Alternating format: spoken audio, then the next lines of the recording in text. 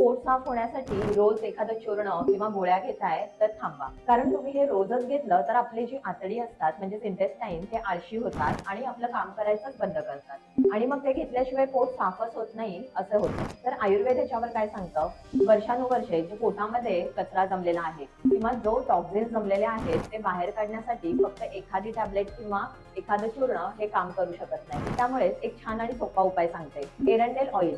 ते सुद्धा शुंठी सिद्ध एरंडेल ऑइल हे अगदी इझिली अवेलेबल असतं मेडिकल स्टोअर मध्ये. आठवड्यातून एकदा 2 ते 3 चमचे एरंडेल ऑइल कोमट पाणी किंवा कोमट दुधातून तुम्ही रात्री घेऊ शकता. हा प्रयोग तुम्ही फक्त आठवड्यातून 1 वेळा किंवा 2 वेळाच करायचा आहे. त्यामुळे काय होईल, तुमच्या आतड्यांना छान असं लुब्रिकेशन सुद्धा मिळेल आणि आतला मल जो असतो तो छानपणे सरकून बाहेर निघायला सुद्धा मदत होईल. दुसरा उपाय म्हणजे जिरं आणि बडीशेपचं पाणी. अर्धा चमचा जिरे, अर्धा चमचा बडीशेप असं कोमट पाण्यामध्ये तुम्हाला रात्री भिजवत ठेवायचे आणि ते पाणी सकाळी उपाशीपोटी फक्त अर्धा पेला एवढंच घ्यायचं आहे.